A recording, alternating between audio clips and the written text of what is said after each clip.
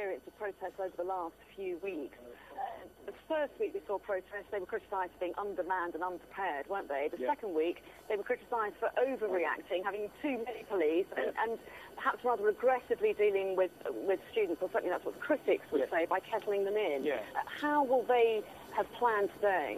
Well, you can see from the pictures, there's not a containment in at the moment. They're allowed to probably come and go from Parliament Square as they want from the rear end, but they won't be allowed to get any closer to Parliament. And there'll be a determination from the police commanders at the police control room that they don't get any closer to Parliament than this. They will stop them now. This is almost effectively a line in the sand. They won't be allowed to get any closer than what they are now, and the police will use whatever means they need to stop them coming any closer. So presumably we can imagine there'll be similar lines of police on every other access point to the Houses of Parliament. The Houses of Parliament almost effectively become an island site. And there'll be a tug of war over that large fence panel, because what they were trying to do with that, and you can now clearly see that sort of square barrier configuration I mentioned earlier, between the police line and the protesters. And what the police clearly don't want them to do is to pick that fence up and throw it at their heads. Well, there are a number of them. Yeah, coming forward. What they can also use them is as almost like a bridge over those barriers. If you lay them across the top of the barriers, you can just jump on them and run across.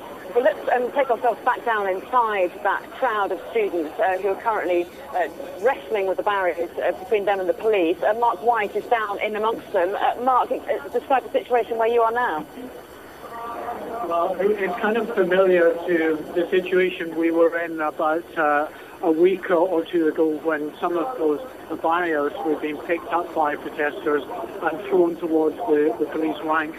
That's exactly what we're seeing here. Now, that's a concern, because obviously the officers are wearing protective clothing, but if you get one of those barriers thrown at you at full pelt, there's only so much protection that those clothes the officers are wearing can afford them, and that is the reason why we've had quite a few police and protesters, it has to be said, previous weeks. But some of the agitators at the front of that group, obviously the barriers and now as weapons. In addition to that, what we're also seeing is bottles, some of the poles, the sticks that are being used to carry the banners, which are being taken apart and being used as missiles as well.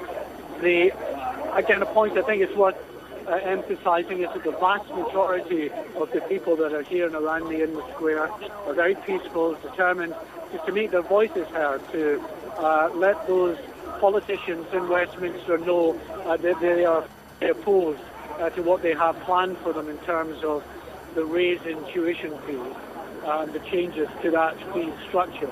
And that's the message they want to put across.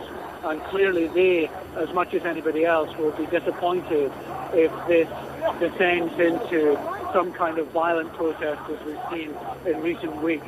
At the moment, it's largely peaceful, but there are certainly agitators in the crowd. There have been for the last couple of weeks, and those agitators are trying to push other members of the crowd into pushing and surging forward. Can you give us an idea of who is down there amongst the crowd? I know in previous protests we've had some school children in amongst them and amongst the university students. Are you able to give us an idea of who's there? Yeah, well, I'll just get a cameraman to give you just if we can. We're in a fairly restricted space. Just to look at some of the students, you can see most of them are probably